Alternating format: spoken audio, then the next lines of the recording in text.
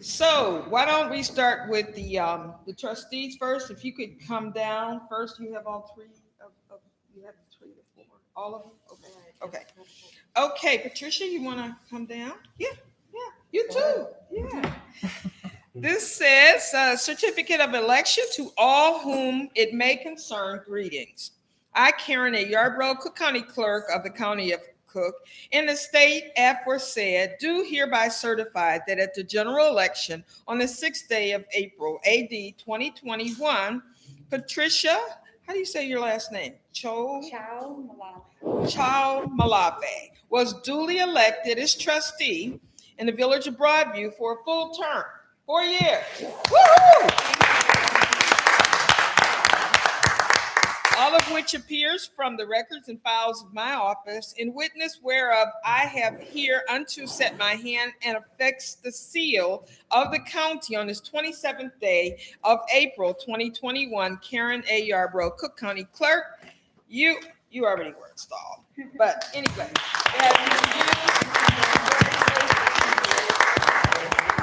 Who's next? Yeah, stay down here. I'd like to get a picture to take back to y'all. Trustee Chamalave, you want to come right here and then we can get a group picture. All right. Next up, Judy Abraham.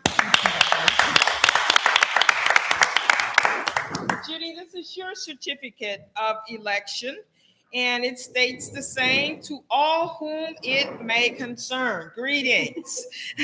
I, Karen A. Yarbrough, County Clerk of the County of Cook, in the state aforesaid, do hereby certify that at the general election on the 6th day of April, AD 2021, Judy Abraham was duly elected trustee to the village of Broadview for a full term, which is a 4-year term.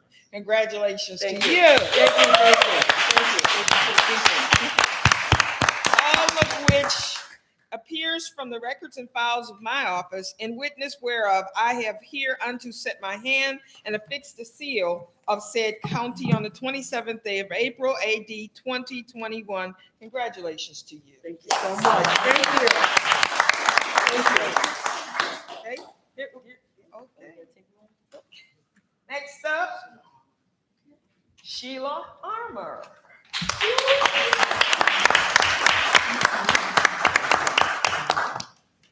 Sheila, it says, to all whom it may concern, greetings. I, Karen A. Yarbrough, Clerk of Cook County, in the state aforesaid, do hereby certify that at the general election on the 6th day of April 2021, Sheila Armour was duly elected trustee of the village of Broadview for a full term, which is 4 years.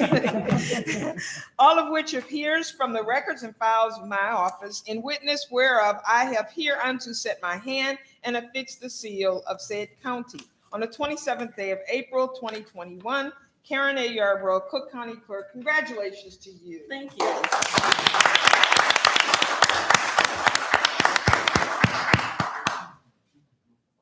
I should wait for Kevin, because I can't believe he ordered me around. I know you're a clerk. Okay. Come on, Kevin. We clerks stick together, by the way. We do. That's right. Certificate of election from my office to you, because you ordered me here tonight. Yes. To all whom it may concern, greetings. I, Karen A. Yarbrough, Clerk of Cook County, in the state aforesaid, do hereby certify that at the general election on the 6th day of April 2021, Kevin McGreer was duly elected as clerk of the village of Broadview for a full term. 4 more years. Yes. All of which appears from the records and files of my office, in witness whereof I have hereunto set my hand and affixed the seal of the county on the 27th day of April 2021. Karen A. Yarbrough, Cook County Clerk. Congratulations to you.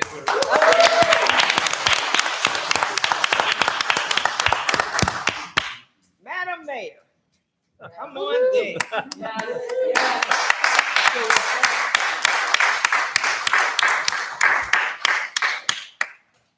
I've watched Madam Mayor grow and develop and become. I mean, she was one of the first people when I was state rep to come to Springfield and to advocate on behalf of this community where no one else had done that. And I was kind of surprised. I told her, I said, really? You know, and she said, yeah, we need some stuff in Broadview. So we were able to deliver. But from that day to this, I just have a tremendous amount of respect for her and her vision for this community. I mean, she really cares about the Broadview community, and she's done an excellent job, and I'm so glad that people returned you. So this is your certificate of election. To all whom it may concern, greetings. I, Karen A. Yarbrough, clerk of Cook County in the state aforesaid, do hereby certify that at the general election on the 6th day of April 2021, Katrina Thompson was duly elected to a second term as president of the Village of Broadview for a full term. To say I'm happy about that is an understatement. But anyway, all of which appears from the records and files of my office, in witness whereof I have hereunto set my hand and affixed the seal of said county on the 27th day of April, 2021. Karen A. Yarbrough, Cook County Clerk. Congratulations. So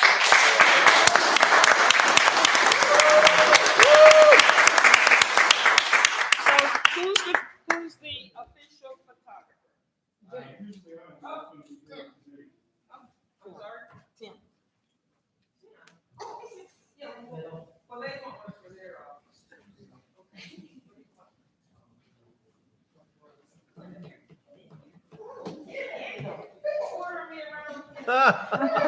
Everybody seems to. All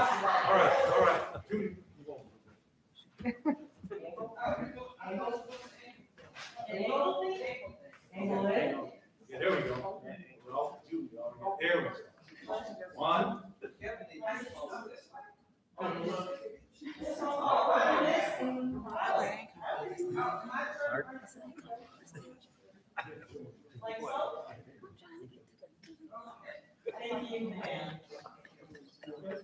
One. Okay, hold. We're gonna take one straight. Stay like that. No, just we're gonna take a couple. Just stay straight like that. Stay straight. 1, 2, 3. Got it. Now we're gonna take one left. Everybody turn. There we go.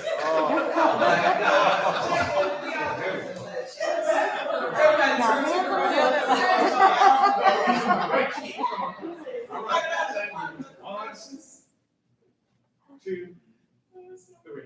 Got it.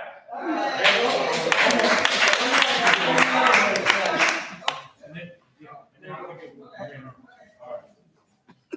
There we go. Perfect. Okay. One. You're in order. Yeah. Thank you for coming out.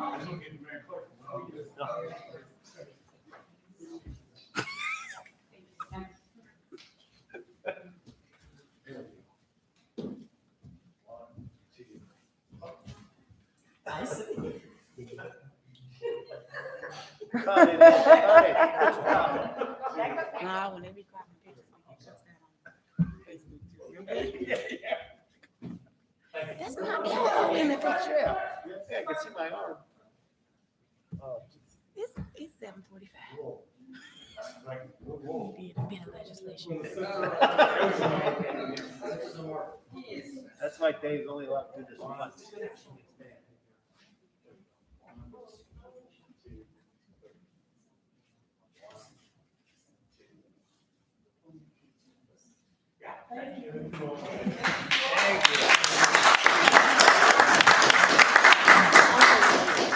I have one more thing, which is an announcement. I just set a meeting today for the 22nd of June. It'll be from 6 to 7:30 to hear from the land bank, the Cook County Land Bank.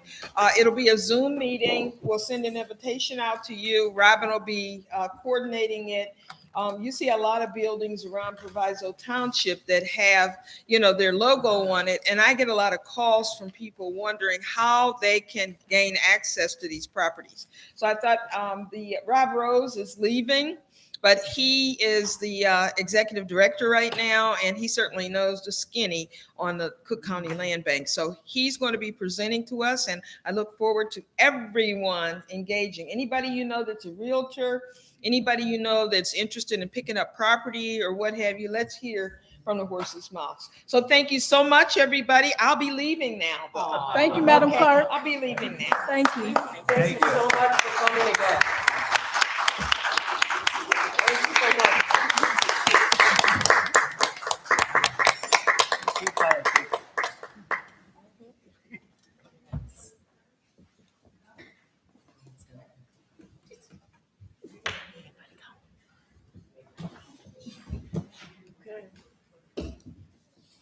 Ready?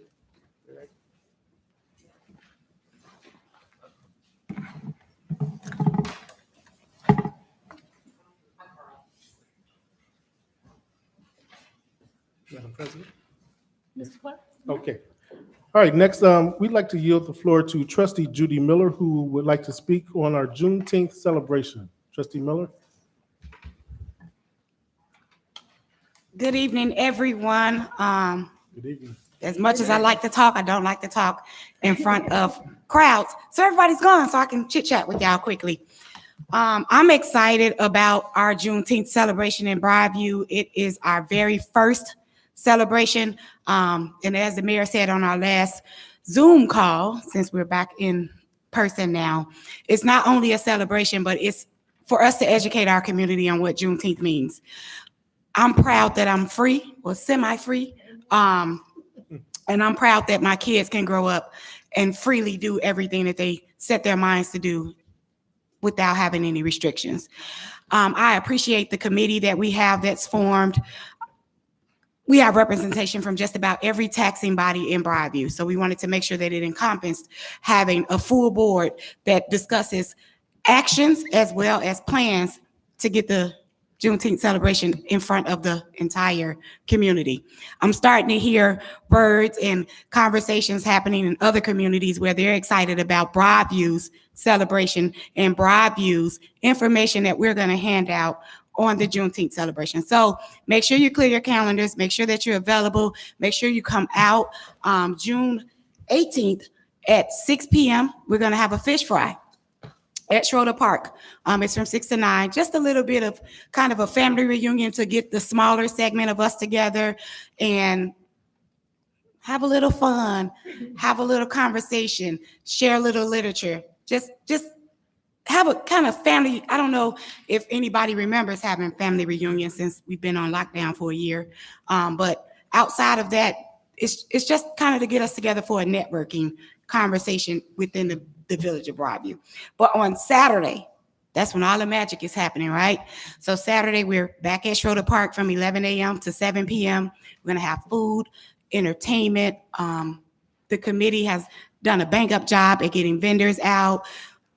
We opened it up to our Broadview home-based businesses first so that they can come out and showcase their businesses. They didn't have to pay a fee to be a vendor at the event. So we have over 20 vendors that are coming out. Bring a few extra dollars because you don't really have to buy food or anything, but come out and let's stimulate our own economy first. Everything starts at home. So our sole purpose was just to make sure that Broadview is first and foremost. Like we didn't have discussions with any other vendors until we had discussions with our home vendors first. And they're excited. They're bringing items to sell. There's jewelry. There's going to be T-shirts. There's going to be everything, canvases, all kinds of things out there for you to stimulate the economy with. As well as we're going to honor Wallace's funeral home that day. They're the longest business that's been in Broadview. It's a Black-owned business. They've been here longer than any other business. And early 80s. We want to make sure that they realize that we need them in our community. Somebody dies every day. And the celebration needs to continue and carry on everyone's lifestyle. So we're honoring Wallace's. We're also honoring our eldest living resident in Broadview. So we're still gathering information. I know it's hard to tell how old we are. We don't want to share that sometimes. But best believe when I turn 90, y'all gonna know I turned 90. And then we're also celebrating our longest resident. So the longest time that you've been a resident in Broadview. We're celebrating that too. That's huge. That means they've made Broadview home and they're not trying to leave. I think they deserve to be honored. We're gonna give notice to our mayor. She's our first Black elected female mayor in the village of Broadview. That needs to be celebrated. So there's a whole bunch of things that the committee is working on, and not that it's just me, it's some of our village officials that I feel like pull me back sometime and say, hey, y'all doing too much, slow it down. But we did sponsorships, we sent out letters, we requested donations, so it's not affecting our pockets at all. We made sure that we're not spending more than we're collecting. So we've challenged our businesses to give back to the community as well. Make sure that we can help you, but help us too. So it doesn't, you might see a few things on the payables, but just know that we did a good job at getting money back in the house. So see you at Schroeder Park, 2600 South 13th, Friday, June 18th, and Saturday, the official Juneteenth day. We'll see you at Schroeder. There's going to be food, games, fun, activities, everything that you can think of. We're going to have it. So thank you. Thank you. Thank you, Trustee Miller. Okay, next on the agenda, we have communications. I'd like to start with the annual torch run. This is the 2021 torch run to benefit Special Olympics in Illinois. On Saturday, June 13th at 12:15 p.m., officers from several agencies, including Broadview, Westchester, Maywood, Bellwood, Forest Park, Berkeley, Brookville, and LaGrange Park, will gather. And in the past, Commander Costa, correct me if I'm wrong, we started over at the Westchester Police Department. And the torch run starts in Westchester, and they make their way eastbound on Roosevelt Road and end up in Forest Park, where there'll be a celebration at the end. Make donation checks payable to Special Olympics Illinois. Checks can be sent to Commander Tom Costa at the Broadview Police Department. Law Enforcement Torch Run for Special Olympics Illinois. Commander, did you want to add anything that I may have missed? No, we would just like to invite all residents, anybody who's interested at all, onto Roosevelt Road. We'll come over the Roosevelt Bridge at about 12:15. You'll see us run right down Roosevelt Road eastbound. We're going to turn north on Des Plaines Road and end up on Madison Street, Forest Park. So which would be a good time. So come out and cheer us on. Very good, thank you. All right, next, again, reiterating what Trustee Miller has just presented to you, Juneteenth celebration in Broadview. Celebrate freedom. We recognize and celebrate on June 19th, 1865. Juneteenth is the oldest nationally celebrated commemoration of the ending of slavery in the United States, also known as Juneteenth Independence Day or Freedom Day. Juneteenth is a holiday that commemorates the June 19, 1865 announcement of the abolition of slavery in Galveston, Texas. More specifically, the emancipation of enslaved Africans throughout the United States of America. Again, join us on Friday, June 18th over at Schroeder Park, 2600 South 13th Avenue from 6 to 9 p.m. for a fish fry. And then on Saturday, the next day, June 19th, from 11 a.m. to 7 p.m., same location, Celebrate Freedom Festival. Vendors, food, fun, awards, entertainment. All events will be held at Schroeder Park. Thank you. Next, we have our annual garage sale. Broadview Strong, Saturday, June 26th from 8 a.m. to 1 p.m. This will be located over at Roosevelt and 18th in the municipal parking lot. You can bring out your wardrobe, home appliances, kitchenware, and other knickknacks to be sold on this date. For more information, contact Lily Sierra at 708-681-3600, extension 259. Our third annual skate jam, hosted by Mayor Katrina Thompson. Saturday, June 26, 2021, from 4:30 p.m. to 6:30 p.m. over at the Lombard Roller Rink, located at 201 West 22nd Avenue. Lombard, Illinois, 60148. Free entrance, although there is a $4 charge for skate rental. Skate rental fee will be paid at the door. You are welcome to bring your own skates. They will be inspected at the door for safety. No outside drinks are allowed into the rink. All personal belongings must be put in lockers. No hats of any kind or chewing gum allowed. Please bring cash. There will be no credit cards accepted. Lastly, the Westchester Food Pantry has relocated. They will be hosting their grand opening at their new location at 1938 South Manheim Road on Sunday, June 27th, from 12 p.m. to 4 p.m. Please join us in celebrating the grand opening of our new space. Having a home of our own has long been a dream of the Westchester Food Pantry, and it's a delight to say that it has become a real reality. All of this has been made possible by your generous and unending support. We hope you will be in attendance so that we may thank and celebrate you as well. And that concludes communications for the meeting, Madam President. Thank you, Mr. Clerk. Next is item 4, consideration to approve the following minutes. Minutes from the May 17th, 2021 regular board meeting. Motion to approve. Second. It's been properly motioned by trustee Miller, seconded by trustee Armour. Madam President, open for discussion. Thank you. Trustee Abraham, No questions? trustee Chalmalave, No question. trustee Tierney, No questions. trustee Armour, No question. trustee Miller.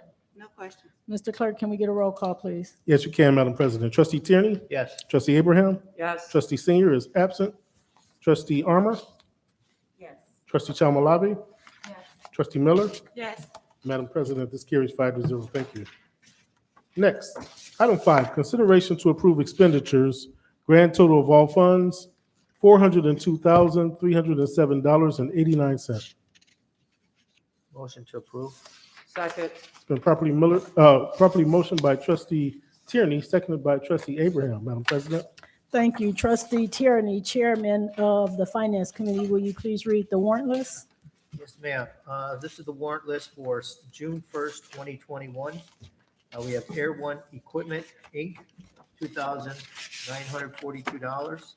We have AT&T, $12,571.73. B&F Construction Code Services, Inc., that's $8,394.70. Blue Cross Blue Shield of Illinois, $166,617.33. We have ComEd, $4,809.66. Core and Main LP, $3,786. Delgado Law Group LLC, $18,037.50. Sorry. And Dow Estate Advisors LLC, $4,725. We have Eco Clean Maintenance, Inc., $2,504. We have First American Title, $100,000. Groot, Inc., $3,700. IWORQ Systems, Inc., $3,500. Lincoln National Life Insurance, $7,437.07. We have Mecca Tree Service, Inc., $2,500. Northeast Multiple Regional Training, Inc., $3,325. We have Site One Landscape Supply, $2,615.37. The Print Lab 2.0, $3,295. We have Timothy J. Hicks CPA, $6,750. West Cook County Solid Waste Agency, $12,708.37. Those are all the amounts over $2,500. It gives us a total expenditure of $402,307.89 for a percentage total of 92%. We also have Chase credit card payments reflecting a total of $5,748.48. Funds that those came out of, we have the general fund, $372,993.26. Garbage fund, $16,408.37. Capital projects fund, $487.50. Water and sewage fund, $12,418.76. Again, for a grand total of $402,307.89. Madam President, that concludes my report. Thank you, trustee Tierney. Trustee Abraham? No questions. Trustee Chalmalave? No question. Trustee Tierney? No question. Trustee Armor? No question. Trustee Miller? No question. Mr. Clerk, can we get a roll call, please? Yes, we can, Madam President. Trustee Tierney, Yes. trustee Abraham, Yes. trustee Senior is absent, trustee Armour, Yes. trustee Chalmalavi, Yes. trustee Miller, Yes. and Madam President, this carries 5-0 to pay the bills. Thank you all. Next is item 6, old business. We have none, bringing us to item 7, new business. Item A, a discussion regarding the proposed street name change. So I asked for this to be on the agenda, and I've been knowing about this some time. So the Indian Joe Drive is actually a name that we need to change in the village of Broadview, and we have to do it by an ordinance to change the name. So Indian Joe Drive was named after Broadview Marshal Joe Hustler, Indian Joe, who, upon information and belief, was in prison in 1920s for taking bribes and accepting jury in lieu of jail bonds, and was accused of violence against women and minorities. So I think it's important for us to change the name because that is not who we are today. Also, Indian Joe's unacceptable criminal history and his overall reputation, the name of Indian Joe must be changed. So I wanted to discuss that with the Board of Trustees on what the name should be because I don't know. So it's something for us to talk about and discuss, but I know that it's time for us to move the clock forward in a more positive way of the village that we represent, which is all inclusive to everybody. So trustee Abraham? I got no questions, no comments. Whatever you guys want to do, change Okay. it. Trustee Chalmalave? No, I mean, we're not deciding. No, it's just for discussion. I think that's a good idea. We should definitely continue. Okay, trustee Tierney? The only, when do we have to know by, when do we have to officially change? Well, Give that's us why I some brought time. it up for discussion so that we can either collectively say what the name should be or put it out to the community and get some community Yeah, input, that like might doing be a a good survey idea. of what the name should be. I think Maybe it's that's a good idea. something That might be that a we good could idea. do at our Juneteenth celebration, just get some survey cards and get some names and then collectively look at what that name should be and the names with the most, we go with that. I don't know, but I know it's time for us to, We could do that, and Move then narrow forward. it down and then decide. yep. So we Yep. don't have a timeline, but it is a timeline as it relates to when we actually change the name, that we have to notify IDOT and the locals that the name is changing because it's going to be a name change in Broadview. So we have to do that, okay? Yep, okay, that's all I Okay. had. All right, thank you. Trustee Armor? That really sounds like a great idea, is to really get the input of the community regarding the name.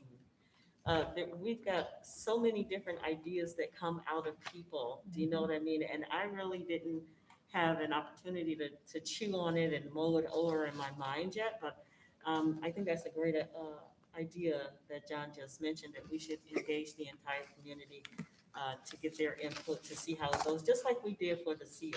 Yes. For our windows. Yes. stickers. So that's how I feel about it here. Okay, thank you, trustee Armor. Trustee Miller? Yeah, so with it just coming up for discussion today, personally, I think we need to have a collaborative discussion outside of what was just presented to us. I didn't have any of this information about what Indian Joe means or what it, so I get the negative impact that he may have had.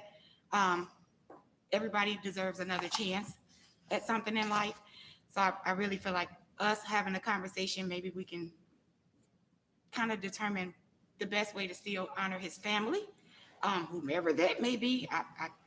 I'm strong against, don't beat on me, don't hit me, don't do things to alienate me or isolate me.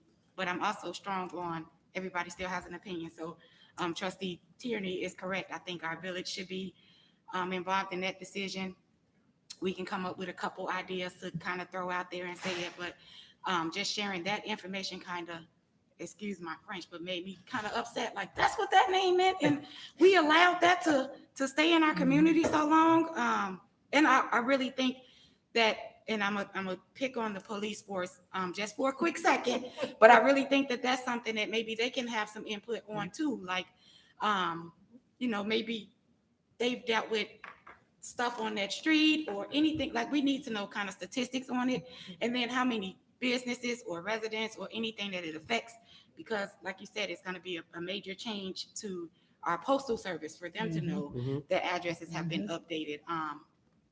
A positive change to the heritage in Broadview, but I think, yeah, we can engage definitely the community in it, and then find out more history on it, and I'm going to talk to the chief about that too, just to see like if they know any history on it or anything of that nature. But I'm all for positive direction in moving us forward. Anything that has a negative impact on the village of Broadview, we need to get ahead of it so that we don't look like we're involved in it ourselves.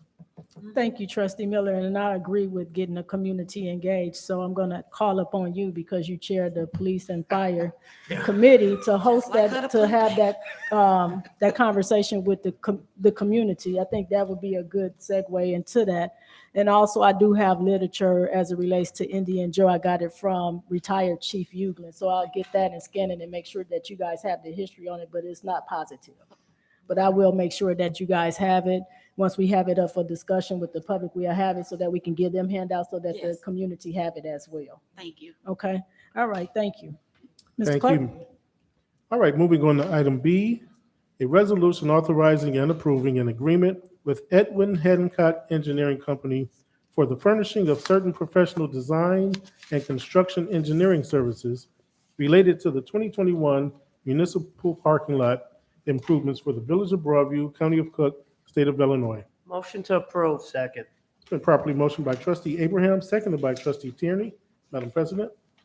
Thank you. So Director Ames, this is you, but the parking lot that the municipal lot is going to impact is the parking lot at the southwest corner of 18th Avenue and Roosevelt Road, the parking lot at southeast corner of 16th Avenue and Roosevelt Road, the parking lot at northwest corner of 15th Avenue and Roosevelt Road, and parking lot at the southeast corner of 14th Avenue and Roosevelt Road. And the total amount for this project is $86,500. Director Ames, is there anything else you should add to this? If you could please come up to the mic. Mayor, when you say 86,000 is the total amount of that's the, not the amount to redo or resurface the park? No, that's not, that's just for the engineering. Yeah, and that's what we're approving tonight, the engineering. So the design is $44,900. For construction is $39,200. And the OA testing materials, $2,400, for a total of $86,500 for what we're discussing at this time. Thank you. So you want to tell us about the project? Is it going to go through an RFP process? What's the process once the agreement is approved with Hencott? Well, it will be an RFP process, just simply because it is over $20,000. And the goal is to bring online the municipal parking lots up and down Roosevelt Road for a few reasons. The village is in need of parking, and we plan to capture. It's hard to hear you. Can you Yeah, take I your can mask barely off hear you. so we can hear? Sorry. Absolutely. That's better.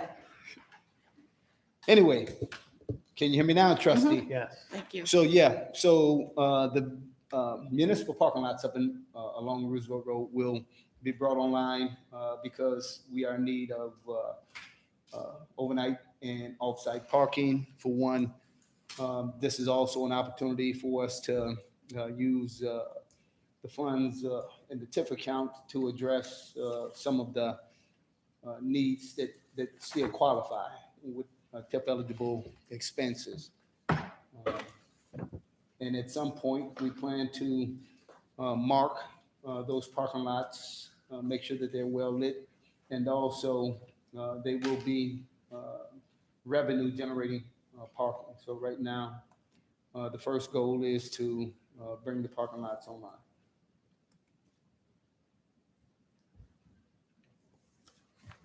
That's it? Unless you want something else. No. Trustee Abraham?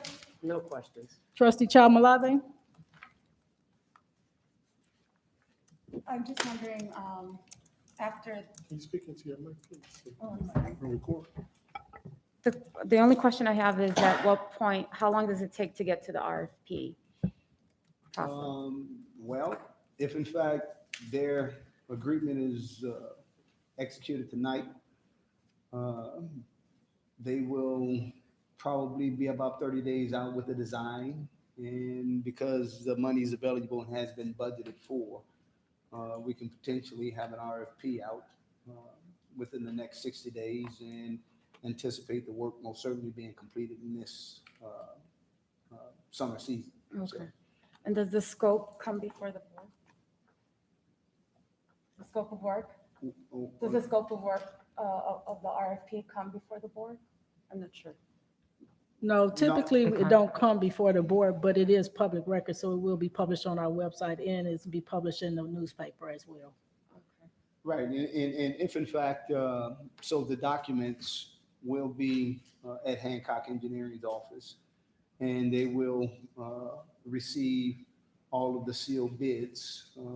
And I believe the clerk, myself, and maybe a representative from Hencott will sit here and entertain and open up the sealed bids and make a recommendation to the board based on the bids that we receive. Do we have anything in the RFP that there's preference for minority-owned businesses or women in minority-owned businesses? That's an ordinance. Well, this is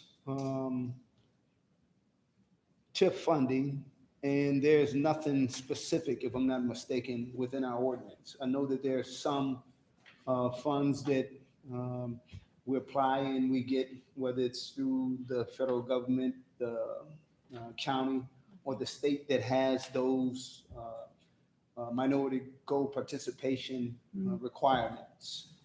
I know that, and I don't know where we are with this, Mayor, but I do know that the Village of Broadview at one point wanted to enact a local business enterprise ordinance. And that is that the local businesses would most certainly receive the bid packet. And if in fact they were around the ballpark of the lowest bid, then there could be some considerations made to them. But I do know that legally, we are kind of hand-tied in terms of our goal participations, simply because we're not one of those agencies. So,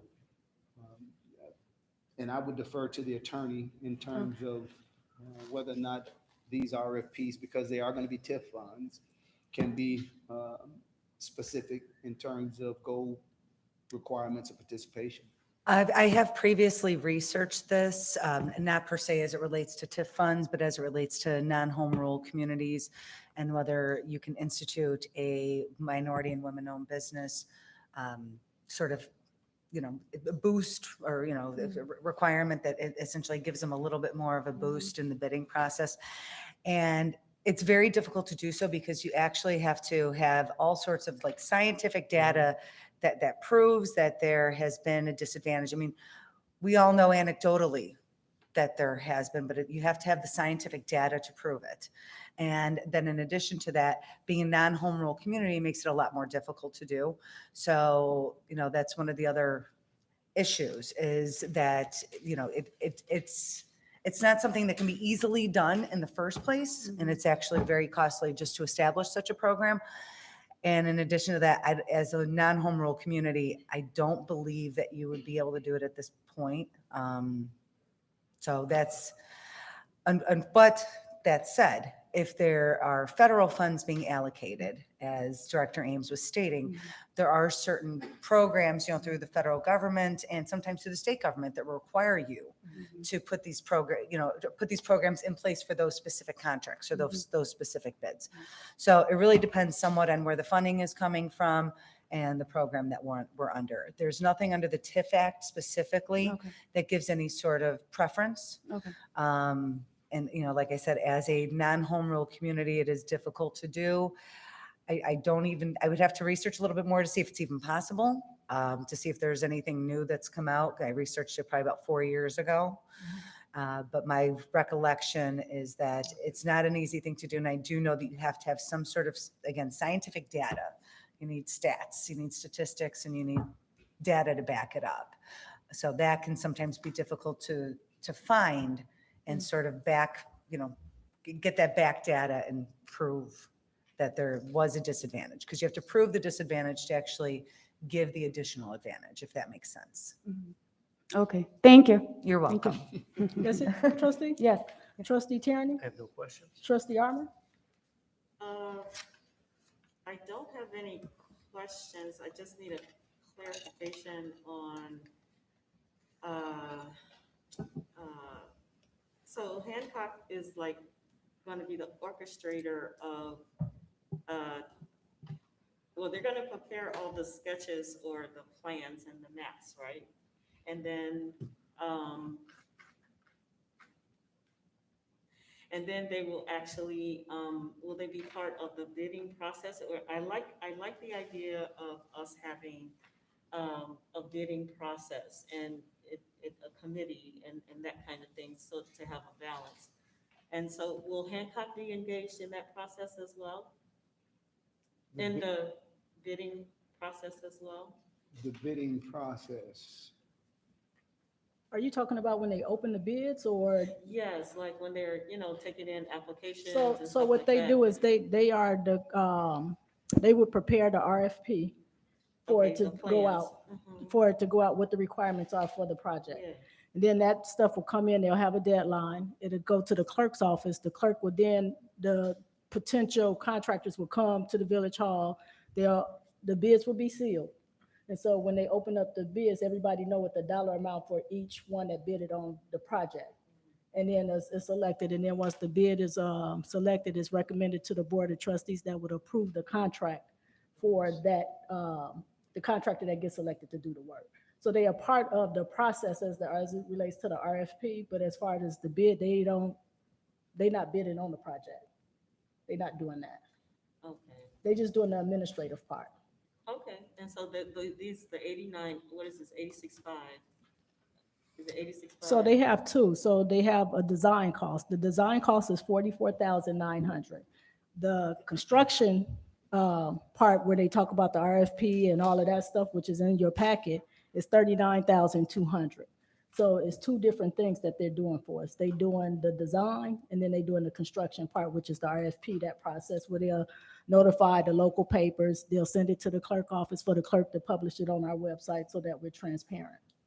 Well, Mayor, if I can, And then that's not even part of the actual work. No, the construction is separate. so Okay, and then the 8 is so those two numbers total up to what, 86.5? 86,500, which is in your Okay. packet. So that comes out of the same fund as the actual work, the TIP money. No, yes, Got it. yes. That's all I needed to know. as a point of clarity, the engineers do two things. They design according to specs that's required by the state or the federal government, and then they supervise the construction. So this is what the construction is to have a resident engineer on site to make sure that the work is being performed according to the design specs. Okay? Design, construction, total 86,000, whatever it works out to be. 86.5. Does that help answer your question, trustee? Mayor answered. Yeah, perfect. Thank you. Thank you, trustee Armor. Trustee Miller? One part of the conversation, or the discussion was that the parking lots will be revenue generated. Can you expound upon that just a tad bit?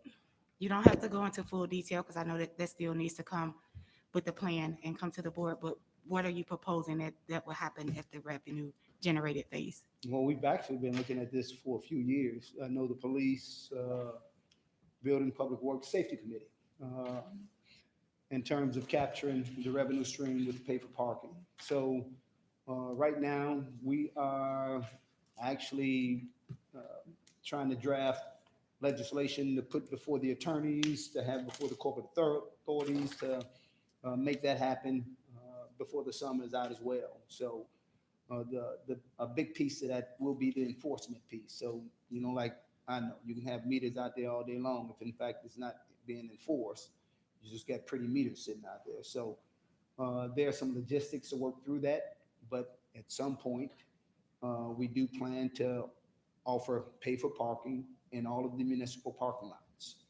We do plan to offer overnight parking, some special event parkings and all of those things. So Okay, so with that being said, that's one way to kind of circumvent the expense because we're gonna offset it eventually at some point where it's gonna be revenue generated. I know in the Village of Broadview, since we do not have a true overnight parking area, I'm interested to see how we're gonna go about enforcing to make sure that people have a permit so they can park in those lots overnight. And as well as with all the new businesses coming, I'm glad to hear that the special events piece is gonna be a part of that because as a resident, while I'm not in the area that deals with high traffic and not centering out any business, but high traffic for the Blue Note or high traffic for any of our retail areas, I'm glad to know that those areas where the municipal parking lots are at can bring back revenue to the Village of Broadview. My only constraint or concern there is when I frequent other communities, that's one thing that makes me not frequent them. Like, I'm like, I won't shop in Oak Park because I don't want to pay the park to go spend my money in certain areas. But then I'm like, I know my car won't get broken into if I'm shopping in places where the police are patrolling or doing things. So it kind of gives me an up and down feel, but I'm interested to know how we're gonna regulate that and keep that current. Thanks. That's it, Trustee Miller? Yes. Thank you. Mr. Clerk, can we get a roll call, please? Yes, we can, Madam President. Trustee Tierney. Yes. Trustee Abraham. Yes. Trustee Senior is absent. Trustee Armour. Yes. Trustee Chalmalabi. Yes. Trustee Miller. Yes. And Madam President, item B passes 5-0. Thank you all. Next is item C, a resolution authorizing and approving an agreement with Edwin Hencott Engineering Company for the furnishing or professional engineering services related to certain improvements to York Street from Beach Street to East Dead End and to 19th-22nd Avenue from Roosevelt to Harvard Street for the Village of Broadview, County of Cook, State of Illinois. Motion to approve. Second. It's been properly motioned by Trustee Abraham, seconded by Trustee Tierney, correct? Trustee Armour, I'm sorry. Madam President. Thank you. So this is for more improvements on our streets. York Street from Beach Street to the East Dead End to 19th through 22nd Avenue. That's our Gold Coast area. So we'll be able to reconstruct and get those streets done this year. Some of the funding that's coming from this will be out of the Rebuild Illinois and the MFT funds. And the total amount for this project is $80,600 the engineering. for the engineering, this is for the engineering, 8,600. $80,600. Thank you. Trustee Abraham, No questions. Trustee Chalmalabi, No question. Trustee Tierney, No questions. Trustee Armour, No questions. Trustee Miller, I'm trying to compile the dollar amount. No questions. Go ahead. you sure? Yeah, because I see 70,000. Yeah, when you add up the other stuff. Yeah. Yeah, so it's a total of I'm like 80,000. totaling that up in my head. So that's fine. Thank you. No questions. Mr. Clerk, can we get a roll call, please? Yes, we can, Madam President. Trustee Tierney. Yes. Trustee Abraham. Yes. Trustee Senior is absent. Trustee Armour. Yes. Trustee Chalmalabi. Yes. Trustee Miller. Yes. And Madam President, this too carries 5-0. Thank you all. Thank you, Mr. Clerk. Next is item D, an ordinance of the Village of Broadview, County of Cook, State of Illinois, granting a map amendment, special use, and variance to allow Housing Forward to construct and operate a supportive housing unit at 1014 to 1020 West Roosevelt Road. Motion to approve. Second. It's Been properly motioned by trustee Abraham, seconded by trustee Tierney. Madam President. Thank you, Mr. Clerk. So this is for the housing forward that went before the zoning board. The zoning board did approve on February 17th and recommended to the Board of Trustee the map amendment, the special use and the variance, and recommend that it should be approved by the board. Housing forward, this is a 16-unit development that's going to be on, I believe it's 10th or 11th in Roosevelt. Is it 10th or 11th? Between 10. Okay, between 10th and 11th on Roosevelt Road, and this was property that was owned by the Broadview Westchester Water Agency that sold it to Housing Forward. Housing Forward did put in a bid to the Illinois, to IDA, Illinois Housing, to get the tax credits to build this unit. And so this will house veterans as well as young adults that's aging out of DCFS. So Dave, you want to tell us about the project and what was the outcome for the zoning? Kind of covered it, Mayor, but I will. Good evening, Mayor Ward. As the mayor stated, the ordinance before the board this evening is for the property located at 1014 through 1021 West Roosevelt Road. The petitioner is the Broadview Westchester Water Agency and Housing Forward. On February 17th, 2021, the Zoning Board of Appeals conducted a public hearing regarding the above property.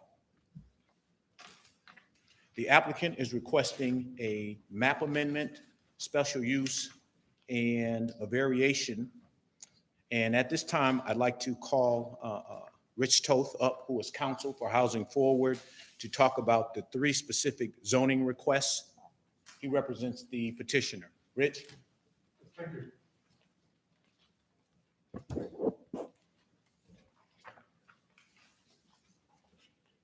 Okay, good evening, Mayor and members of the board. Again, my name is Rich Toth. I'm an attorney representing on a pro bono basis, Housing Forward, and appearing on behalf of the applicants for the proposed development at 1020 West Roosevelt Road, which is currently vacant property except for maybe some pavement. Housing Forward is a not-for-profit corporation. They're proposing to build, as the mayor indicated, a 3-story building site with offices, gathering space, and support services on the first floor, dwelling units on the second and third floors, 8 units each on those floors. There'll also be accessory parking and landscaped areas. In consultation with the village, we've identified several zoning approvals that we need for the project. Rezoning to a uniform C1 district is sought to create a uniform zoning district for the property. It's part C1, part R3. The village understandably wants it all to be one uniform district, and they want it to be the C1 district because that's the Roosevelt Road district. So not surprisingly, we're on Roosevelt Road. That's what we're looking for. That's what the village is looking for. We also need a special use for upper floor dwelling units. That's actually, that's required under the C1 district, but buildings on either side of the property all have dwelling units or hotel units on the second floor. So it's very typical. We're also seeking a variation for reduced parking count. We're going to be serving homeless individuals. They don't have a big parking demand, and we have squeezed as many parking spaces as we can on the site. And we're not too far off, I think, from what other neighboring properties have there for some residential uses. The project has had significant governmental review, vetting, and approvals. Housing Forward made design decisions and revisions in response to ongoing feedback from the village.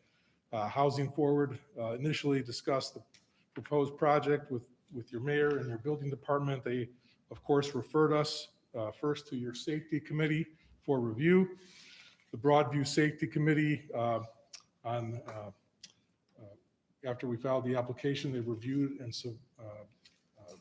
ended up supporting the zoning requests at the Safety Committee meeting on December 2nd, 2020. The Broadview Zoning Board of Appeals considered and unanimously recommended approval of the zoning application at its meeting on February 17th, 2021, subject to certain conditions for the requested variance that have been agreed to and accommodated by Housing Forward. Throughout the process, we've consulted with the village's zoning consultant, Tuska Associates, and with the building department.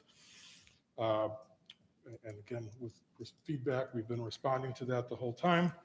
The village board considered and approved Housing Forward zoning application at its meeting on April 5th, 2021, as reflected in your board minutes.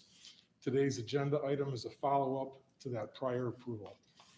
I'll also add that the project was presented to the Broadview Westchester Joint Water Agency, which has approved the sale of the property to Housing Forward for this specific project. The project was also presented to the Illinois Housing Development Authority, which has approved significant funding for the project.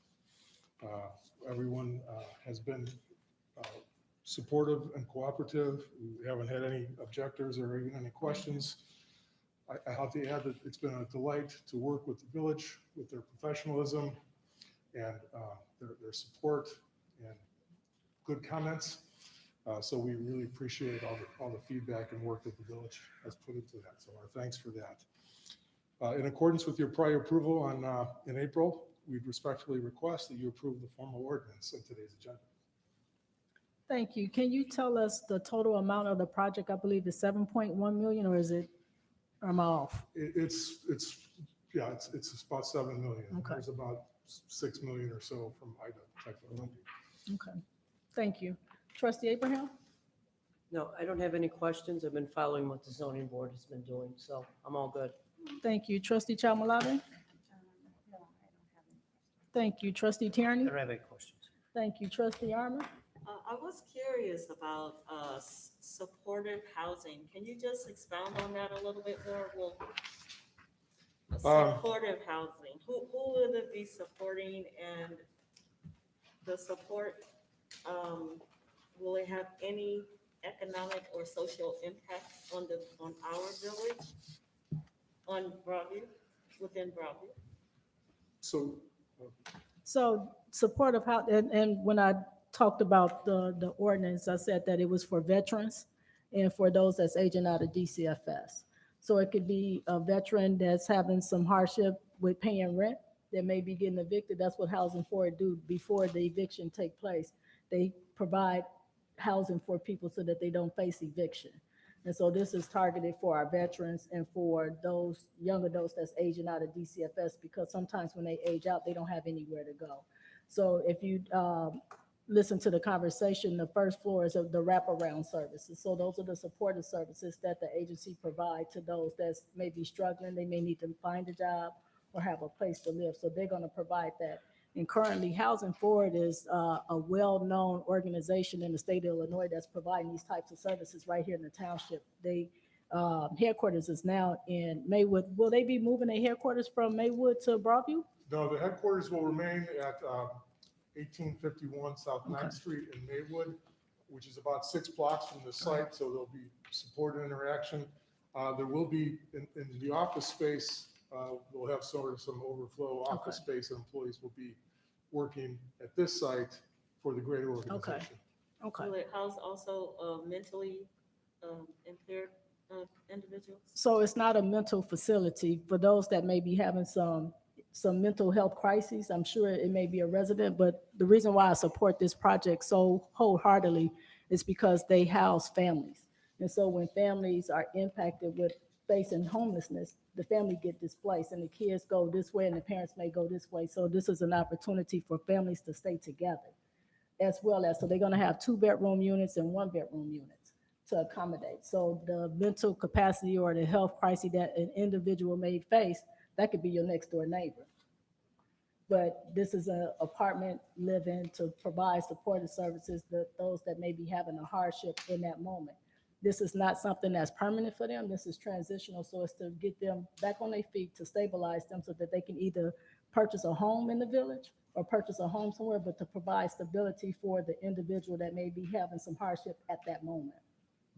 That's what this project is. Does the village receive any revenue from the rents that's being? No. That's it? Thank you. Thank you, Trustee Armor. Trustee Miller? So I'm trying to go back and piece together chain of events on this one, because it seems like this has been a long time coming. And one part of me So I get the Housing Forward emails because I signed up for their emails years ago. And I felt a little slighted, like they made the announcement already and we haven't even had a discussion recently on it. So it was like, dang, I don't remember what happened. I just can't piece this together right now. So right now I can't actively say whether I'm for or against. I do want to see the transition piece happen. However, that area already feels like it's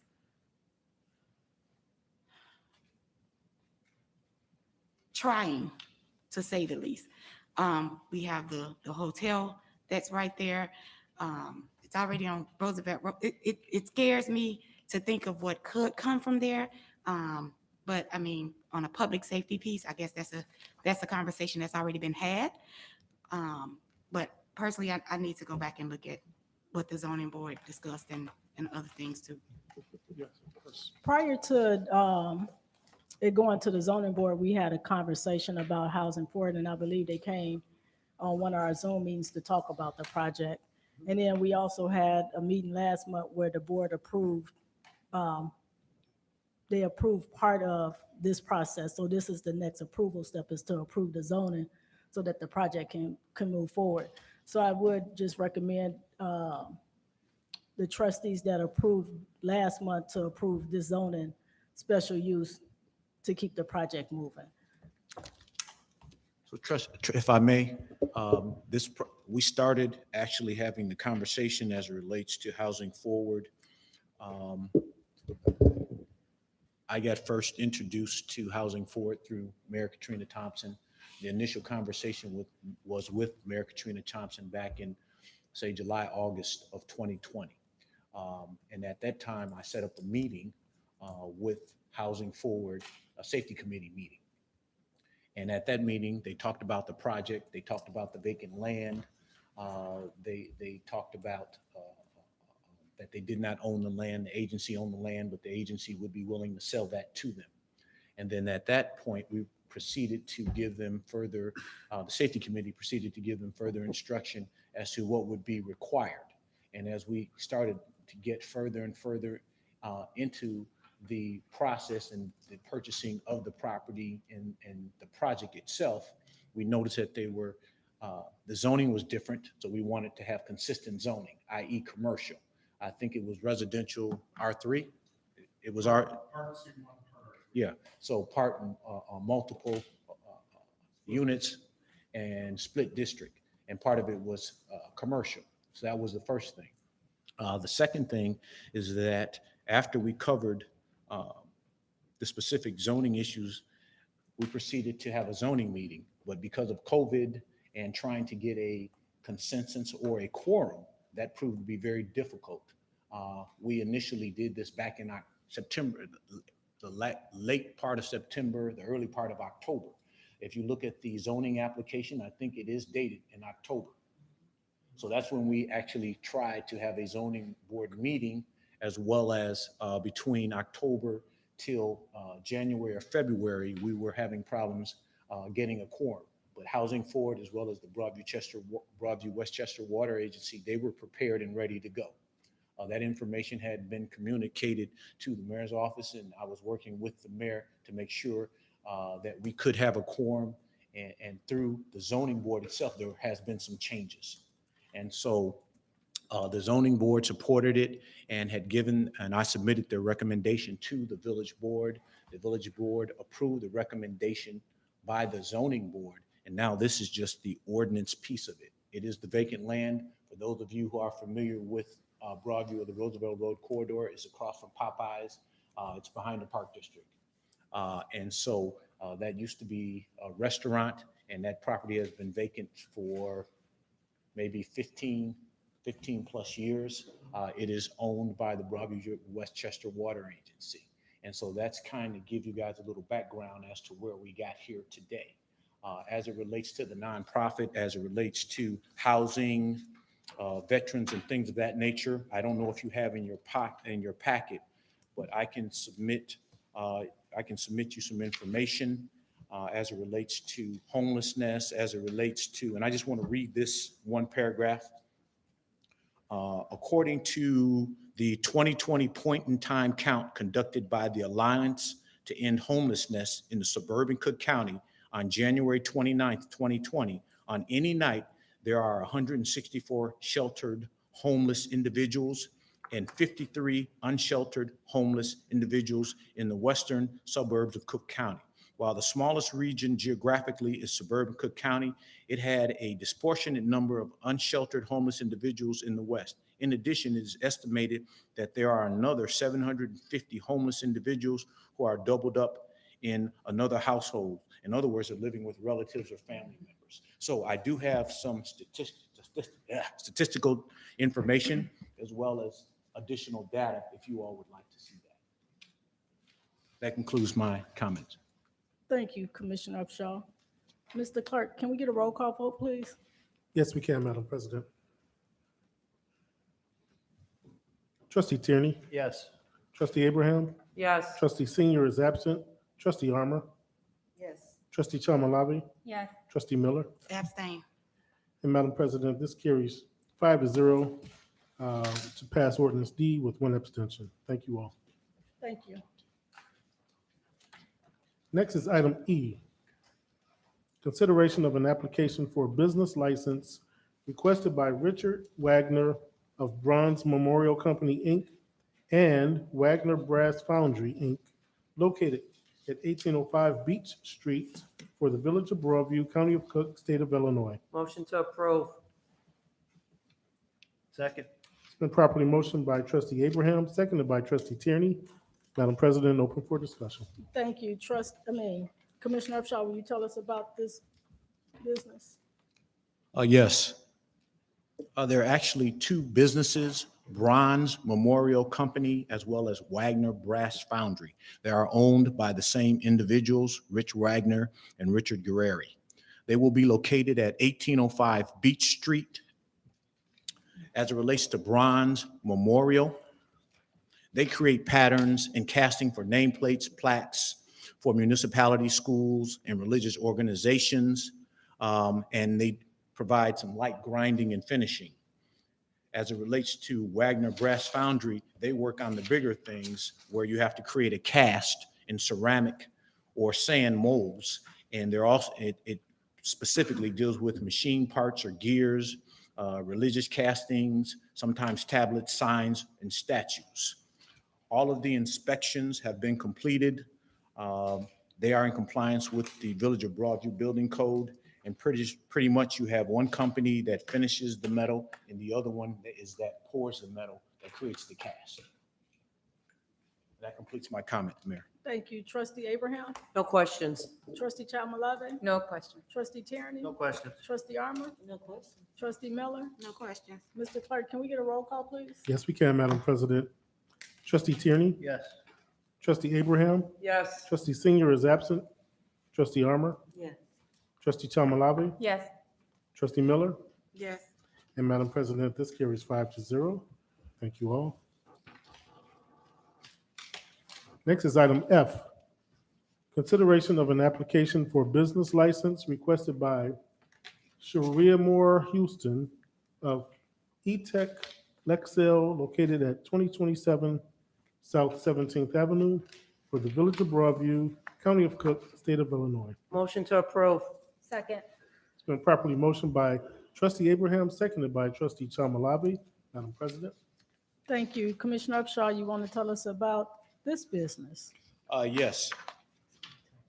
This is a home-based business, eTeach and UExcel.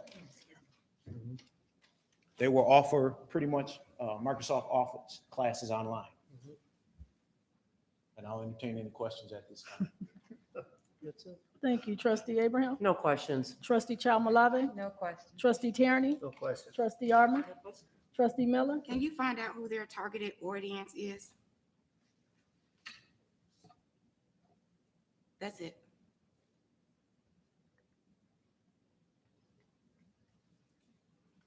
Okay. Thank you. Mr. Clerk, can we get a roll call, please? Yes, we can, Madam President. Trustee Tierney, Yes. Trustee Abraham, Yes. Trustee Senior is absent, Trustee Armour, Yes. Trustee Chalmalabi, Yes. Trustee Miller, Yes.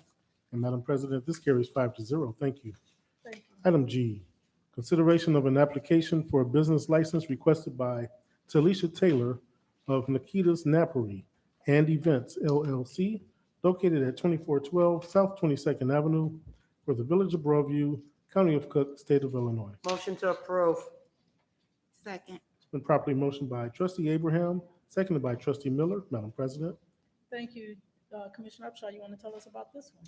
Nikita's Napery and Events LLC is also a home-based business. What we're finding out is during the COVID, a lot of people got laid off. A lot of people, with all that time on their hands, became very creative. And so we're seeing in my office and on my desk, I'm seeing a lot of people that are interested in starting their own business, home-based business. So Nikita Napery will be located at 2412 South 22nd. They will pretty much sell accessories, rent, I should say, accessories like tablecloth, napkins, backdrops, silverware, and she has actually a huge storage bin in her basement. So at this time, I'll entertain any questions by the board. Thank you. Trustee Abraham? No questions. Trustee Chalmalave? No question. Trustee Tierney? No question. Trustee Armor? No question. Thank you. Trustee Miller? No questions. Thank you. Mr. Clerk, can we get a roll call, please? Yes, we can, Madam President. Trustee Tierney, Yes. trustee Abraham, Yes. trustee Senior is absent, trustee Armour, trustee Chalmalave, Yes. trustee Miller, Yes. and Madam President, this carries 5-0. Thank you all. Thank you. Thank Next you, is board. item H, a resolution Commissioner. authorizing and approving an agreement for additional crossing guard services to Lindop School District number 92 in the Village of Broadview, County of Cook, State of Illinois. Motion to approve. Second. It's been properly motioned by trustee Abraham, seconded by trustee Chalmalave. Madam President. Thank you. So this is an IGA between the Village of Broadview and Lindop School District number 92. And this is for us to provide crossing guard services. So the rate of pay is $32.16 per day. And summer school, I believe, have already started, and it's for the next 5 weeks, Commander? So the end of June, it will be ending. So this is just for us to provide the crossing guard. Trustee Abraham? No questions. Trustee Chalmalave? No question. Trustee Tierney? No question. Trustee Armor? No question. Trustee Miller? This crossing guard is just for the summer and it doesn't impact their regular school year? Okay, thank you. That's it? Hmm? Thank you. Mr. Clerk, can we get a roll call? Yes, we can. Trustee Tierney, Yes. trustee Abraham, Yes. trustee Senior is absent, trustee Armour, Yes. trustee Chalmalave, Yes. trustee Miller, Yes. and Madam President, this carries 5-0. Thank you.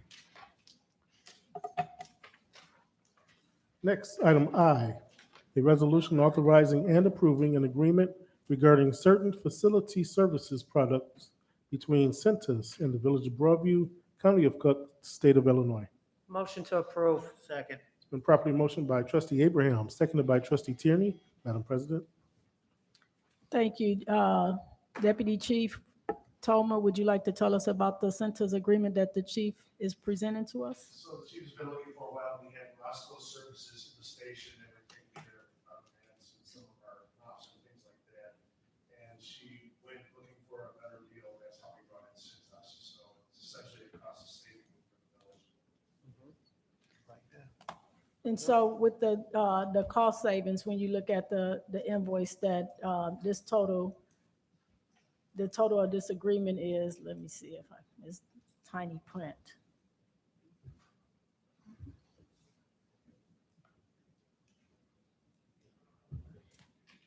So I see the invoice total amount is $186.19 for the items that they would typically buy.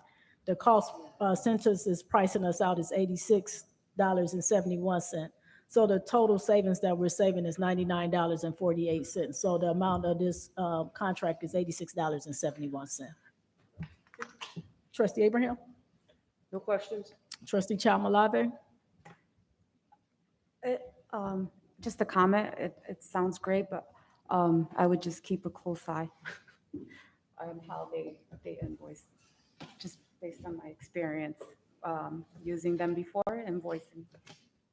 Well, she put in here the price comparison to it, but that's noted. And they typically, the chief and her staff is pretty diligent in and looking at all invoices as all department heads look at all invoices. But if a question should come up in the future and you see something as it relates to it, we'll certainly Okay. ask. So it's 8671. Yes, that's what was in the And that's, packet. okay. So it's on, Yeah. but this is what it was with the pricing of the things that they purchased in Okay. the fire department. Trustee Tierney, No questions. trustee Armor, No question. trustee Miller. I don't want us to get a perception that that's the actual cost of things. It seems like that's the cost if you purchase one of something.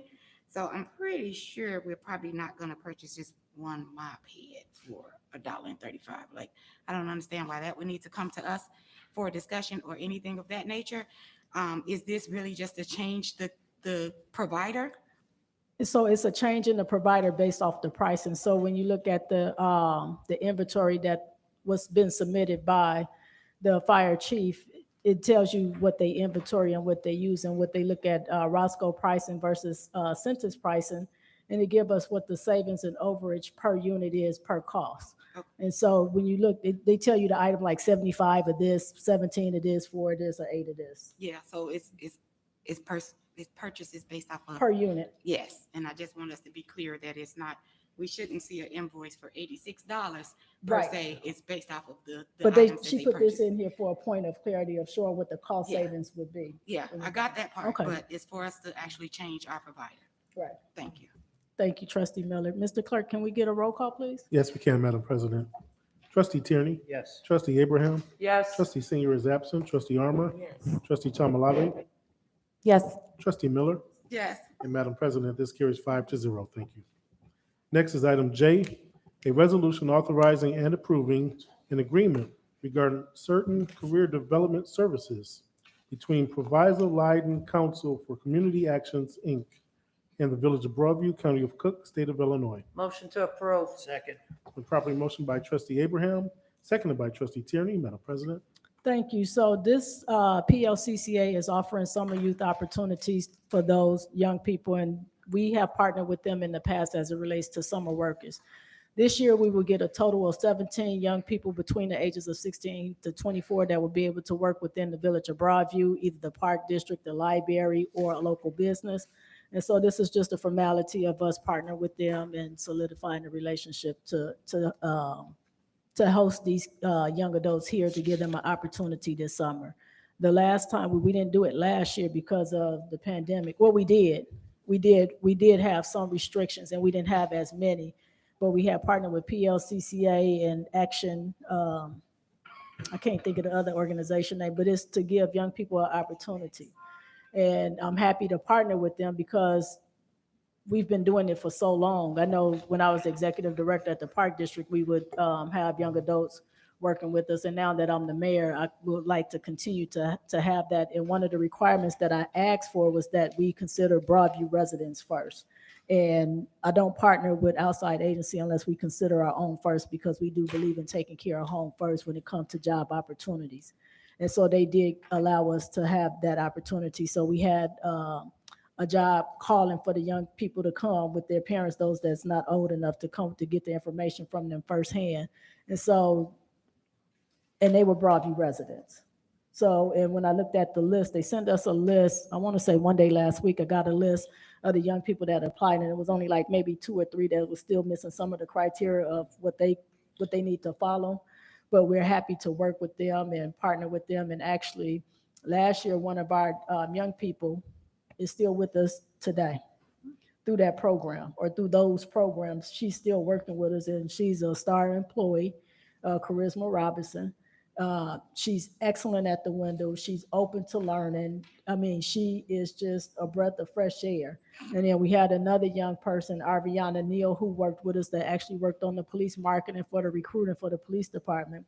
Well, she lives in Bellwood, but she is another star student. And Mayor Harvey has actually employed her in his own village, which I commend that, because that's what this work is about, taking care of home and giving kids in your own community an opportunity to work with in a governmental environment. So that's what this legislation is a partnership and an agreement, an MOU, just to solidify the relationship. If this is approved tonight by the Board of Trustees, the young people will start not next week, but I believe the following week. Trustee Abraham? No questions. Trustee Chalmalabi, No questions. trustee Tierney, Yeah, just a comment. I've known the PLCCA for a long time, my career here. And I've seen what they've done for the community, not only around the area, but in Broadview. So that's all. thank you. Trustee Armor, I'm all for empowerment, and this is a great program for our Yes. youth.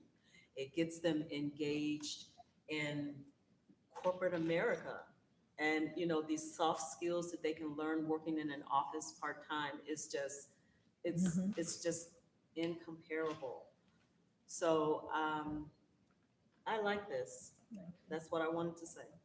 well, thank you, trustee Armor. Trustee Miller, Just for clarity, this doesn't impact the Village of Broadview financially one bit, correct? not at all. And everybody knows that how much I support our teens and young adults having their own income. So as a parent of a couple young adults that have to take care and provide for themselves on certain things, I'm an advocate for them being able to have their own money to buy their own Jordans. All right. So I appreciate this program. That's it. Thank you, trustee Miller. Mr. Clerk, can we get a roll call, please? Yes, we can, Madam President. Trustee Tierney. Yes. Trustee Abraham. Yes. Trustee Senior is absent. Trustee Armor. Yes. Trustee Chalmalabi. Yes. Trustee Miller. Yes. And Madam President, this carries 5-0. Thank you. Thank you. Next is item K, a resolution thanking House Speaker Emmanuel Chris Welch and Senate President Don Harmon for the restoration of LGDF revenue. Motion to approve. Second. Second. It's been properly motioned by trustee Abraham, second by trustee Tierney. Madam President. Thank you. So a couple of weeks ago, we passed a resolution asking them not to cut our LGDF fund revenue from our budget. So in 2011, we got approximately close to $800 and something thousand. And today we get about $483,000. And so when the state was looking at cutting the budget, they always looked to cut the municipal side, the LGDF fund. And so the Board of Trustees did approve for it to go in a resolution. We did send that out to our elected officials. I've spoken with Speaker Welch, who's our representative in the 7th District, and Majority Leader Lyford, who's our Senate in the 4th District, to express my concern about cutting additional funding from the Village of Broadview. We still in a pandemic. We don't know what the outcome is going to be. We want to be able to give our constituents services like road work or help a local business out with the funds that we can, replant alleys and those types of things. And so this resolution is to just thank House Speaker Emmanuel Chris Welch and Senate President Don Harmon for the restoration of the LGDF revenue. And it reads, whereas Governor J.B. Pritzker had proposed that fiscal year 2022 Illinois state budget include a 10% reduction in the amount of local government distributed fund revenue. And that's what the LGDF fund is, the local government distributed fund revenue distributed to local governments. And whereas a 10% reduction in the amount of local government distributed fund revenue would have resulted in a loss of $52,056 to the Village of Broadview. And whereas the local government distributed fund revenues have already been significantly reduced by the state since 2011 from 10% to now 6.6%. And whereas the Village of Broadview needs every dollar to provide essential services to our residents that include public safety support, transportation, storm, wastewater, infrastructure, and community health services. And whereas Governor Pritzker proposed this revenue reduction at a time when municipalities were and continue to spend additional funds on COVID-19 emergency response, and whereas the Village Board of Trustees unanimously adopted a resolution at their May 17th board meeting calling the Illinois General Assembly to reject legislation that would cut municipalities' portion of the local government distributed fund this year. And whereas Illinois House Speaker Emmanuel Chris Welch and Illinois State Senate President Don Harmon heeded the call from the Village of Broadview and the calls from the communities around the state to protect local government distributed funds revenues. And whereas the Illinois General Assembly adopted the fiscal year 2022 state budget that maintains the local government distributed fund revenues distributed to municipalities at the current fiscal year 2021 level. Now there it be resolved that the Village of Broadview expresses its gratitude and thanks to Illinois House Speaker Emmanuel Chris Welch and Illinois Senate President Don Harmon for their leadership in the General Assembly to protect local government distributed fund payments so municipalities across the state can continue to provide basic levels of service and lessen the reliance on property taxes. So I just want to say thank you to our speaker and to our Senate President. We do appreciate not touching our funds. Trustee Abraham, No questions. Trustee Malave, No question. Trustee Tierney. Just a comment, I've seen you write some letters to them, so I'm sure that helped. Thank you for that. Oh, you're welcome. Trustee Armour, No questions. Trustee Miller. No questions. Thank you, Mr. Clerk. Can we get a roll call, please? Yes, we can, Madam President. Trustee Tierney, Yes. Trustee Abraham, Yes. Trustee Senior is absent, Trustee Armour, Yes. Trustee Chamalave, Yes. Trustee Miller, Yes. and this carries 5-0, Madam President. Thank you. Thank you all. Next is item 8, application for the authority to expend funds. We have none. Bringing us to item 9, presentations, none. Item 10, village clerk's report. Madam President, I don't have a report at this time. I think we covered just about everything important in the communications. Item 11, village president, Mayor Katrina Thompson. Thank you, Mr. Clerk, and good evening to the community of Broadview. So a couple of things that I wanted to highlight as we talk about, some of the things, the concerns that I get from the residents or social media, and I would just like to address that so that everybody is aware of what's taking place. So we've had some challenges as it relates to enforcing the code, as it relates to parking or parking in the alleys. And having a conversation with the police leadership, they are starting to follow the ordinance that we have on the books. And so we do have a parking ordinance, 7-4-1, no parking places, and 7-4-2, parking in alleys. And so when things become to my attention or the department heads, we like to look at the ordinance to see what's on file and to not react, but to see how we can either compromise or if we need to amend the ordinance to make some, to make it user friendly. But when we get complaints about alleys, people parking in the alleys of any alley that's in the village of Broadview, and we've gotten several complaints about people parking in the alleys in the police department not citing them or not towing them in the residential area. And so I just want to be real clear, when you get, if you get a citation, the citation is going to clearly tell you why you got the citation. And it's also going to give you the ordinance number for you to go and look up on our website. So our website is www.broadview-il.gov. We want to be transparent. We're not trying to impose fees on our constituents or our residents, but it takes all of us to be the community that you say that you wanted us to be. And this is part of it. I could just give a personal story. I got a ticket for parking across the sidewalk. And was I upset when I first got the ticket? Absolutely, because I had been doing it, and then now I get a ticket. But what I did do, instead of complaining and being angry about it or putting it on social media, what I did is I looked up the ordinance, and I found that it was an ordinance that protected the village, and I was in the wrong. So I came and I paid the ticket. I didn't ask for the mayor at the time to give me a break or anything. I just paid the ticket because I was in the wrong. And so when we have residents and now that we're more, I would like to say that we're a friendly community. We have trustees that listen to the residents and they bring their concerns either to me or they'll try to address it or they'll bring it to the department head and they'll try to get an answer for them. So I'm glad that I legislate with this team of leadership today, because when people bring those concerns to us, we take it very seriously. And we want to be, we want to be neighbors, but we also want a community that's thriving and growing in the right direction. And sometimes it may look like we're being facetious and giving citations, but that's not our thought process. We don't just sit around and say, they ran in the house, let's give them a ticket. So the police department has been instructed to enforce the code. Another issue is parking in the municipal lot around the Blue Note. It's signage that clearly says do not back into the stalls. But some patrons still want to do that. The police department has been instructed to give them citations because we have an ordinance. And the reason why we don't back into the stalls is because we have greenery and flowers and stuff. And so the exhaust kills the plants. So that's the purpose of pulling head in so that we don't kill the investment that's being made to beautify our community. So we'll do our best when things come up to let the community know, but sometimes it happens so fast, I don't even know it happened until I hear the complaint or the concern. But my office, I have an open door. We're very transparent. We want to be neighborly, and we want to love our neighbors, and we don't want to be taxing to just impose fees because it's on the books, but we want everybody to be in compliance. And I can tell you, I'm in compliance today. I don't park across the sidewalk. Even when my daughter come home, I tell her, you move your car because they're going to give you a ticket. And it's just that simple for me. It's not asking for too much.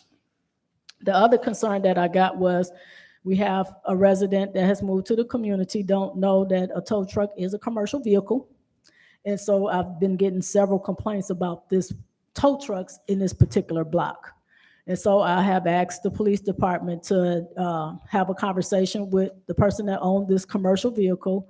And so we're working with them to see if they can lease space in the industrial area with some of the other businesses. That's what they typically do to, if it's an overflow of vehicles or tow trucks or the 18-wheeler drivers that live in the community, they'll get with one of the local businesses in Broadview and lease space. So we are working on that. I actually talked to the resident today about the matter, and I told her what our strategy was. So she was okay with that. I told her it's going to be a process, but we are working to get that. The concern is that when they park on the street, it becomes a blind spot. And so if you pull into your driveway head in and you got to back out, you can't see the traffic, oncoming traffic. So that is a problem. But it's a commercial vehicle and it's not allowed on our village streets. So we're working with them to make it easy for them to be in compliance. Juneteenth. So I just want to publicly say, I just appreciate the leadership that Trustee Miller has stepped up to the plate when I asked her to chair this event. And I can tell you, sometimes it's challenging. It's challenging because it's things that we want to do, so many people we want to support. And it always seems like we get a roadblock just like when we get this close. And I'm just a strong believer that sometimes that's how the enemy works for us not to move forward in some of the good work that we are doing. But the Juneteenth celebration is going to be beautiful. We've connected with our local taxing bodies to show unity within our community. And that's been my platform since day one, is to unify our community even in our differences.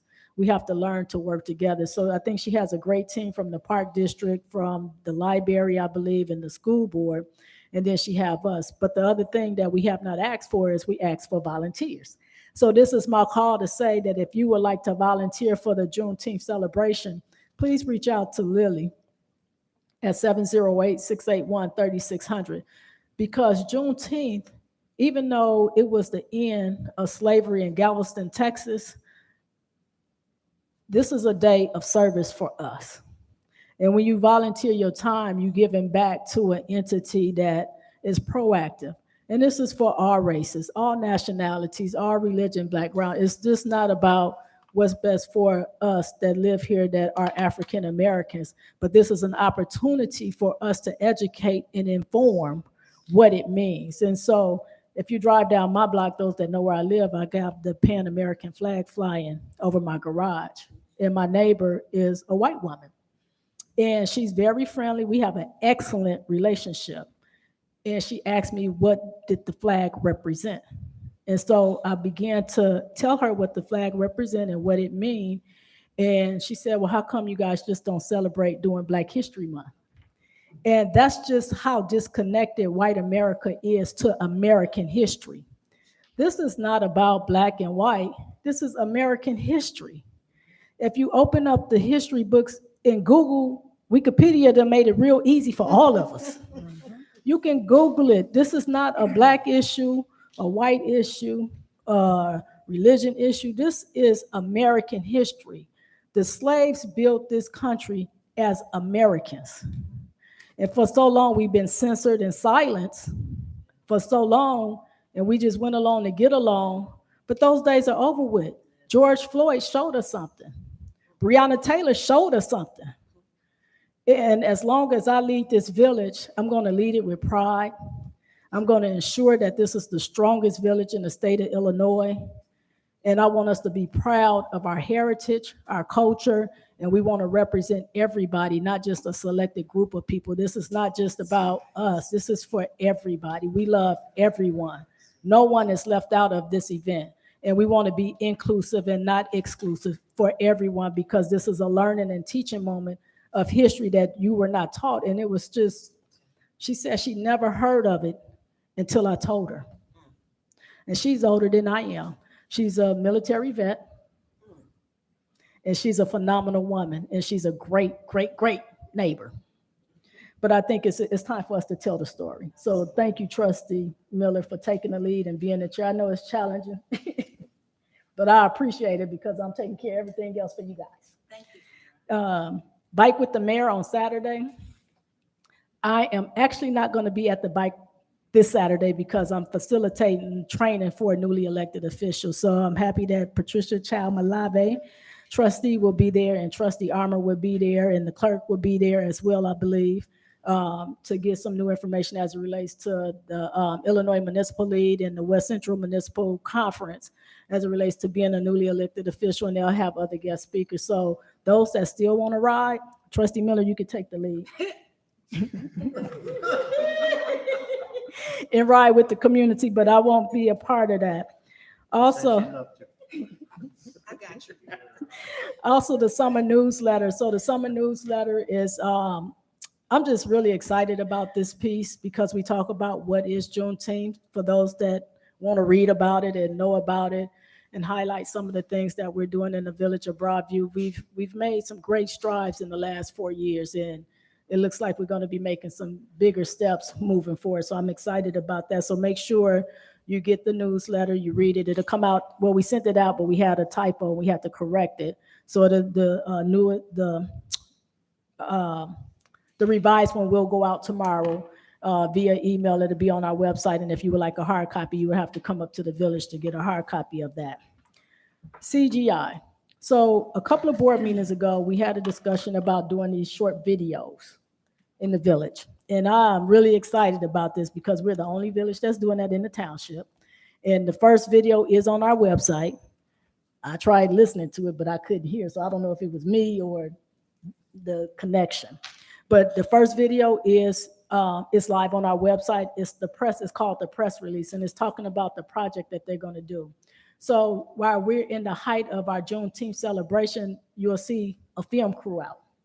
So they're going to be interviewing residents Friday night and Saturday, and they're going to highlight different businesses in town. They're going to highlight our fire and police department, local businesses, the park district, the library, our schools, and most certainly the municipality.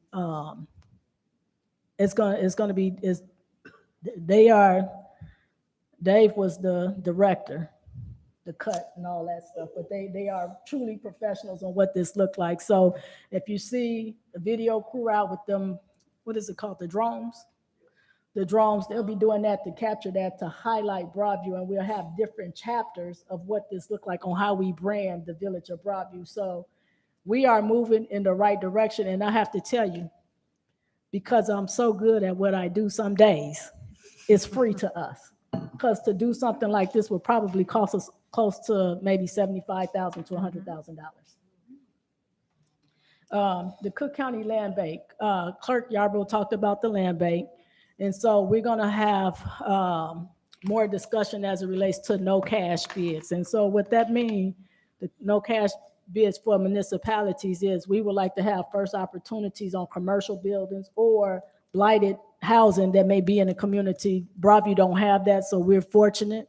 But some of the businesses on the Roosevelt corridor, we would like to have some opportunity on having access to that where we can acquire the property. So we're going to be doing some training on what that looks like for us as elected officials and for the building department as it relates to development of those properties. So they will be coming out to our mayor's meeting next month to talk to the mayors about what that looks like. And then I guess I know what I'm gonna do, but I don't know what the other mayor's gonna do as it relates to the economic development and what that program and what that process is gonna look like for us. But as we develop the corridor, it's important that we have everything in place if 7 Cs, if we need to entertain that. 6 Bs don't really entertain commercial properties or in a corridor, but the 7C, we can give some incentives that way. We will get some federal dollars that once we get the scope, I'm waiting on the email to come. Once I get the email, I'll share with the trustees, but I want to meet with the finance chair and the finance department on how we're going to streamline these, the revenue that we're going to be getting coming in and where it's going to go and what's going to be a best fit for Broadview, and host a finance committee meeting to be transparent in the conversation on those dollars, because we're going to get quite a few dollars out of that to do a lot with. So that's all that I have. We have a lot of things going on. It's the summertime, and one thing that I've heard the community say, we talk about all these fests around, like Melrose Park, Hillside have a fest, Bellwood have a fest, and I'm just really excited that we're having a celebration, and it's in June. So hopefully this event, this is our first one. We're gonna be working on tweaking some things, implement some things, making it better, because we've learning some things just even, and we ain't even got to the event. So we're gonna be implementing some things that's gotta come before the board for the board to approve, but this will be our signature every year celebration, and then we can participate with everybody else in their celebrations. I know Mayor Harvey has already put it out to his residents that they're coming over here to celebrate with us, so the turnout may be between 500 and 1,000, if not more people, so we really got to be prepared to be receiving that and what that looks like for us. But it's our first one. There may be some hiccups. I don't think it will be, because we got a star-studded committee that's working on this. And then Sunday, y'all got to come out, and I don't think I'm jogging, Commander. I might. Y'all gonna have a little car where I can get in and I can get off. If you have that, I'll do so far, and then I can get in the car and ride, and then I can get back out. So, but I'm encouraging all of the residents to come out and support that. You know, let's line up Roosevelt Road to support our law enforcement. Broadview Police Department kicked this off a couple of years ago, and it's been growing every year. And so it's a fundraiser for Special Olympics. And we have quite a few families that have an impact, either autism or Down syndrome, that participate in those Special Olympics. And we got some gold star winners in town. And so let's highlight them and get them excited. I mean, they come at the end of the event, they have all of their medals on, bragging. I mean, it's just a beautiful event. So I'm asking for everybody to make a contribution, if you can, or if you have an item that you would like to donate that they can raffle off, that's a way of contributing, because they're raising funds for Special Olympics. So I'm excited about this. Commander, know that special needs are near and dear to my heart, and I will be there. I don't know if I'm gonna jog from Westchester to Forest Park, but I will be there, and I will get in and out the car. But let's line up Roosevelt from 25th to, is it 9th? Is us before we change the guards? Yeah, but where for Broadview, ours is from, I know last time Trustee Abraham had her dog out with the flag. 25th and 17th.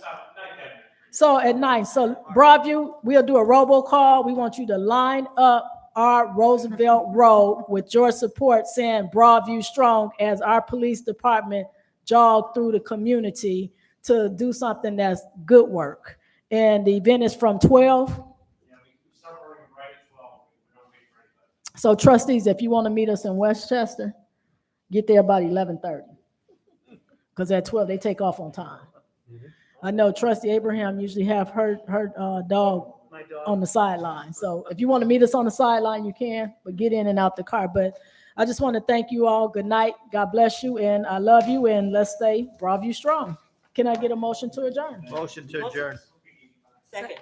Been properly motioned by Trustee Tierney, seconded by Trustee Armour for adjournment. I'll take a roll call. Trustee Tierney, Yes. Trustee Abraham, Yes. Trustee Senior is absent, Trustee Armour, Trustee Chamalave, Yes. Trustee Miller, Yes. and Madam President, we are hereby adjourned at 9:20 p.m. Thank you all. Have a great evening.